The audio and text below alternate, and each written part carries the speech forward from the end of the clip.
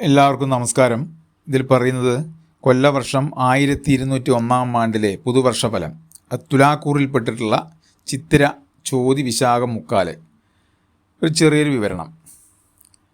ഇവർക്ക് ധനധാന്യ സമൃദ്ധിയുള്ളൊരു കാലമാണ് ഈ വർഷം. ഗൃഹം വാങ്ങാൻ ആഗ്രഹിക്കുന്നവർക്കും പുതുക്കിപ്പണിയാൻ ആഗ്രഹിക്കുന്നവർക്കും അനുകൂലമായിട്ടുള്ള കാലമാണ്. അവസരങ്ങൾ നിങ്ങളെ തേടി വരും ചെയ്യും. പുത്തൻ സൗഹൃദങ്ങൾ കൊണ്ട് നേട്ടമുണ്ടാകും ചെയ്യും. പുതിയ കർമ്മ മേഖലകളൊക്കെ തുടങ്ങുവാൻ ആഗ്രഹിക്കുന്നവർക്ക് അനുകൂലമായ കാലം. ഉദ്യോഗത്തിൽ സ്ഥാനക്കയറ്റമൊക്കെ ഉണ്ടാവും. അംഗീകാരങ്ങളൊക്കെ നിങ്ങൾക്ക് കിട്ടും. നഷ്ടപ്പെട്ട ധനം, പൂർവിക സ്വത്ത് തിരികെ ലഭിക്കാനുള്ള യോഗം കാണുന്നുണ്ട്.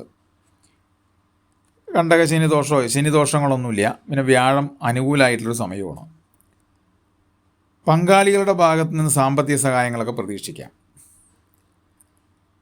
ഇഷ്ടസന്താന യോഗം കാണുന്നുണ്ട്. പുതിയ തൊഴിൽ അന്വേഷിക്കുന്നവർക്ക് അനുകൂലമായ സമയം. ഈ മത്സര പരീക്ഷയിലൊക്കെ ഉന്നത വിജയം നേടാൻ ആഗ്രഹിക്കുന്നവർക്ക് മികച്ച വർഷമാണ്. ആരോഗ്യപരമായിട്ടും വളരെ മെച്ചപ്പെട്ടൊരു നിലയാണ് ഉള്ളത്.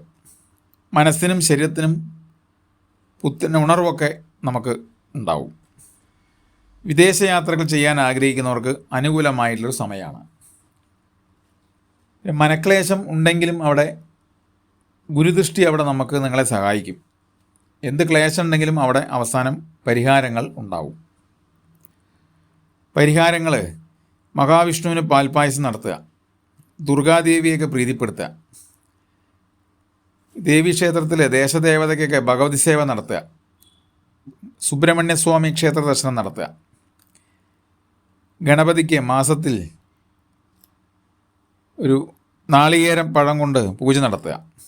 ഇതൊക്കെ നടത്തി വന്നാൽ ഈശ്വരാധീനം കൂടി വരും. ഓക്കെ.